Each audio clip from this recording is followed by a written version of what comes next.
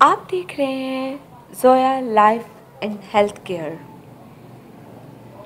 جی viewers, آج جو video آپ دیکھ رہے ہیں اس میں میں آپ کو صحت سے متعلقہ چند مفید ٹوٹکے بتاؤں گی جن کو استعمال کر کے آپ بہت سی بیماریوں سے خود کو بچا سکتے ہیں، جن میں سب سے پہلے میں آپ کو بتاؤں گی فالج اور لکوے کے لیے۔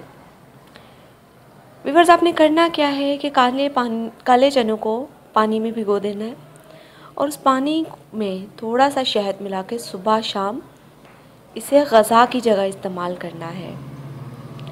اس کے علاوہ ایک چھٹانک شہد میں چلغوزے کا مغز، منقع دانہ باریک باریک پیس کر ملا دیں۔ خوراک 1 تولہ سے 2 تولہ تک کھائیں۔ انشاءاللہ تعالیٰ العزیز کبھی آپ کو فالج کا اٹیک نہیں ہوگا۔ بڑھتی ہوئی تیلی کے لیے، اس کے لیے جامن کا خالص سرکہ چھوٹا چمچ آدھا، بڑھتی ہوئی تیلی کا روم اصلیت میں آ جائے گا۔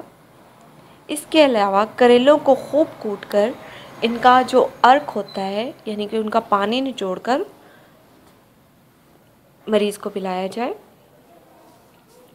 سینے کے درد اور بلغمی کھانسی، شہد میں ملٹھی 1 تولہ لے کر پانی میں جوش دے کر چھان لیں اور مریض کو پلائیں۔ سردی میں جو سینے میں ہوا لگنے سے درد ہوتا ہے اسے نہایت ہی آسانی سے دور کرے گا اور سینے کی بلغم کو بھی ختم کر دے گا۔ ناخن کا جلد ٹوٹنا، ایک پیالی یا پلیٹ میں تھوڑی سی انگلی میں ڈبو کر زیتون کا تیل اس طرح نکالیں کہ ایک انگلی ڈبو کر زیتون کا تیل نکال لیں۔ اس سے کرنا کیا ہے کہ جس پلیٹ یا پیالی میں آپ نے زیتون کا تیل ڈالا ہو اس میں تھوڑے تھوڑے اپنے ناخن مس کریں۔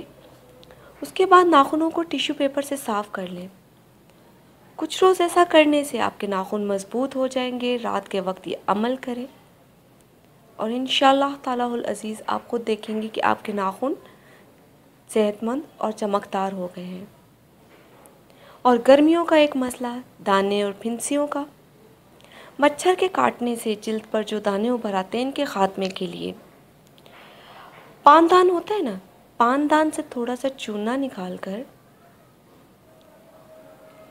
انہی دانوں پر لگایا جائے تو ویورز آپ خود دیکھیں گے کہ وہ ابھار اپنے آپ ختم ہو گئے ہیں۔ اور اسی طرح یہی مرہم اگر پھنسی پر لگایا جائے تو پھنسی بھی بہت جلدی ختم ہو جائے گی اور اپنا نام و نشان ختم کر دے گی۔